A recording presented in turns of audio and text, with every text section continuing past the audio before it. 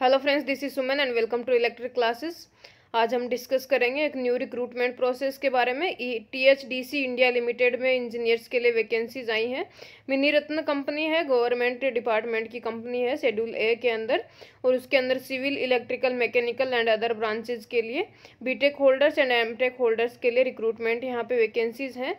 तो डिस्कस करेंगे सारा डिटेल के अंदर, कितने नंबर ऑफ वैकेंसीज हैं, क्या क्या एलिजिबिलिटी है, क्वालिफिकेशन क्या क्या चाहिए उसके लिए, और आपके जो एज जो है लिमिट वो क्या है, और क्या आपको जो है कितने ड्यूरेशन के लिए यहाँ पे रिक्रूटमेंट है, और क्या आपकी स्टार्टिंग डेट है, लास्ट डेट क्या है, वो सारी चीज़ें यहाँ पे डिस्कस करेंगे, और सिलेक्शन प्रोसेस क्या है। तो पहले देख लेते हैं अपनी किस किस जो है ब्रांच में कितनी वैकेंसीज हैं यहाँ पर। तो सबसे पहले अपन चेक करेंगे डिसिप्लिन कैटेगरी वाइज वैकेंसी के लिए। ठीक है, तो सबसे पहले सिविल इंजीनियरिंग के लिए है आपकी टोटल नंबर ऑफ वैकेंसीज है 33, और उसके बाद कैटेगरी वाइज जो है उसका डिस्ट्रीब्यूशन है। अनरिजर्व में 14 है, SC में 6, ST में 3, OBC NCL में 8 नंबर ऑफ वैकेंसी है, और EWS में 2 नंबर ऑफ वैकेंसीज हैं। इसी तरह से अगर बात करते हैं अपन तो इलेक्ट्रिकल इंजीनियर्स की बात करेंगे, तो इलेक्ट्रिकल इंजीनियर्स के लिए अपने पास 38 नंबर ऑफ वैकेंसीज हैं, और इसी तरह से अगर मैकेनिकल इंजीनियर की बात करें तो 31 नंबर ऑफ वैकेंसीज हैं। तो इस तरह से अपनी जो है आपका डिस्ट्रीब्यूशन है वैकेंसीज का। जैसे इलेक्ट्रिकल की बात करते हैं तो 40 नंबर ऑफ वैकेंसी अनरिजर्व में है। OBC की बात करें तो 10 नंबर ऑफ वैकेंसीज है। इसी तरह से SC ST में 7 और 3 नंबर ऑफ वैकेंसीज है, और ये सिर्फ आपके बीटेक होल्डर्स के लिए है। मास्टर्स के लिए अब यहाँ मास्टर यहाँ पे जो है नेसेसरी रिक्वायरमेंट नहीं है, बीटेक होल्डर्स के लिए है इलेक्ट्रिकल इंजीनियर। इसी तरह मैकेनिकल इंजीनियर की बात करते हैं तो 31 नंबर ऑफ वैकेंसी है। तो सिविल, इलेक्ट्रिकल एंड मैकेनिकल के अंदर आपके पास 33, 38 एंड 31 नंबर ऑफ वैकेंसीज यहाँ पर है। तो आप अप्लाई कर सकते हैं, काफ़ी अच्छी जो है अच्छे नंबर में वैकेंसीज हैं यहाँ पर। इसके बाद अगर बात करते हैं मास्टर डिग्री होल्डर्स के लिए, स्पेशलाइज्ड ब्रांच है जिसके अंदर अगर आपके पास मास्टर्स डिग्री है तो आप यहाँ पे अप्लाई कर सकते हैं। तो उसके अंदर नंबर ऑफ वैकेंसी जो है थोड़ी कम है। इलेक्ट्रिकल की बात करें तो अपने पास पावर इलेक्ट्रॉनिक्स में है 1 वैकेंसी है, और इलेक्ट्रिकल मशीन की बात करते हैं तो 1 वैकेंसी है यहाँ पे, और कंट्रोल या इंस्ट्रूमेंटेशन की बात करें तो इसमें भी 1 ही है, और सिविल में फ्लूइड मैकेनिक्स के लिए 1 है, और इसके अलावा जो है आपके एनवायरमेंटल के लिए 3 नंबर ऑफ वैकेंसीज हैं। तो टोटल यहाँ पे से बीटेक और एमटेक अगर मिलाकर बात करें तो 109 नंबर ऑफ वैकेंसीज अपने पास हैं। तो बीटेक वाले यहाँ पर अप्लाई कर सकते हैं, काफ़ी अच्छे नंबर में वैकेंसीज हैं। सिविल के लिए 33, इलेक्ट्रिकल के लिए 38 एंड मैकेनिकल के लिए 31 नंबर ऑफ वैकेंसीज यहाँ पे हैं। ठीक है, तो कैटेगरी वाइज भी देख सकते हैं आप कौन सी कैटेगरी में कितने नंबर ऑफ वैकेंसीज हैं।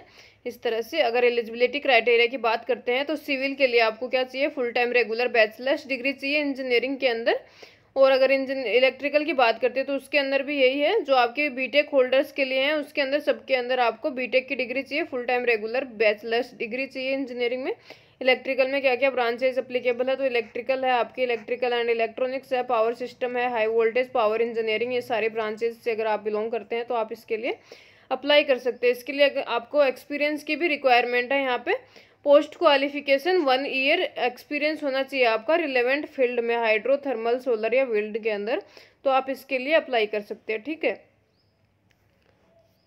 उसके बाद अगर बात करते हैं स्पेशलाइज्ड ब्रांच में तो इसके अंदर आपको इसमें भी आपको 1 साल का तो एक्सपीरियंस चाहिए यहाँ पर आपको, और उसके अलावा आपको मास्टर्स डिग्री चाहिए इसके अंदर। इलेक्ट्रिकल इंजीनियरिंग की बात करते हैं तो पावर इलेक्ट्रॉनिक्स, इलेक्ट्रिकल मशीन या कंट्रोल एंड इंस्ट्रूमेंटेशन में आपके पास डिग्री है।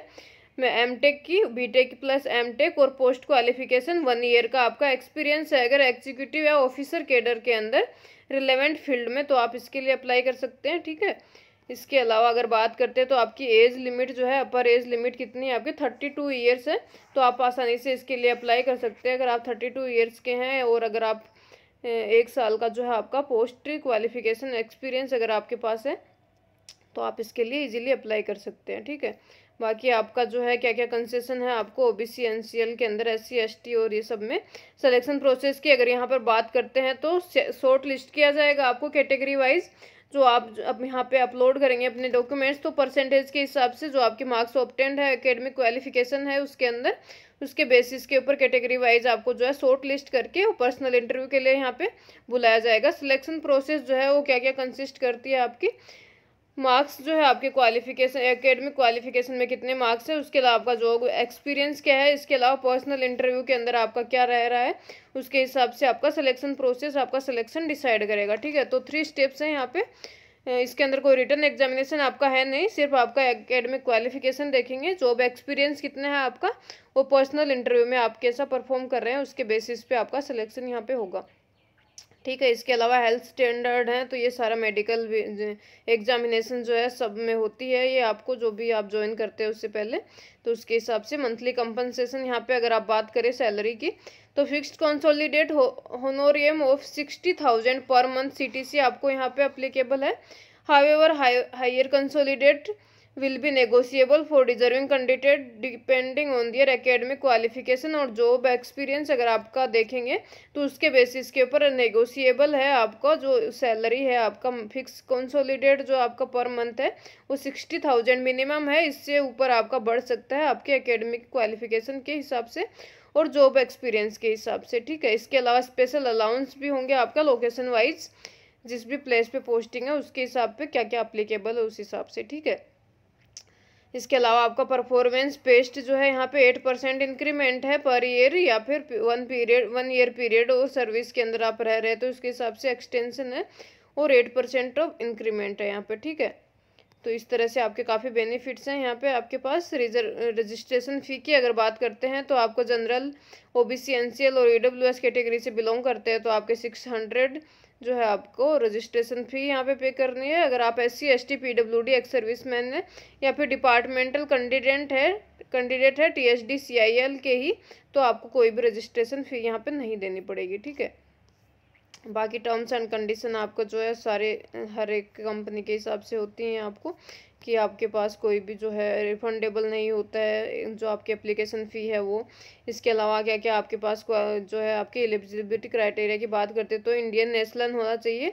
इसके अलावा जो भी है आपके एडवर्टाइजमेंट जितने भी आपके कंडीशंस दे रखे, जैसे एज की बात करते हैं या फिर क्वालिफिकेशन की बात करते हैं तो वो सारी फुलफिल करनी चाहिए। डिग्री है आपकी वो रिकॉग्नाइज इंडियन यूनिवर्सिटी से होनी चाहिए। जो आपकी एज है उसकी कैलकुलेशन किसके हिसाब से होगी, आपका 1 अगस्त 2022 के हिसाब से आपकी जो है 32 ईयर्स मैक्सिमम एज यहाँ पे अप्लीकेबल है। ठीक है, इसके अलावा सर्टिफिकेट जो है आपके लेटेस्ट होने चाहिए, जिस भी हिसाब से गाइडलाइंस जो होती हैं हर एक कैटेगरी की उस हिसाब से, तो आप इसके लिए अप्लाई कर सकते हैं। और अच्छे नंबर ऑफ वैकेंसीज हैं तीनों ब्रांच में, सिविल, इलेक्ट्रिकल और आपकी जो मैकेनिकल की बात करते हैं तो। इसके अलावा आपका स्टार्ट हो गया था 20 जुलाई से और आपका जो है लास्ट डेट जो है सबमिशन का वो 19 अगस्त है 2022 और पेमेंट ऑफ रजिस्ट्रेशन फ़ी जो है वो भी 21 अगस्त 2022 है।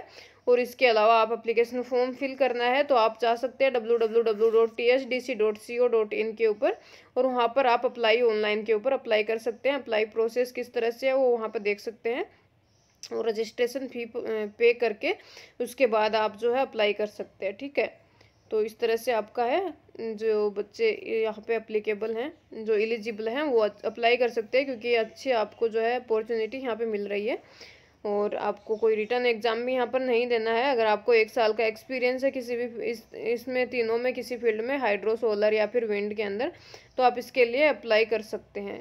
तो thank you so much and have a nice day.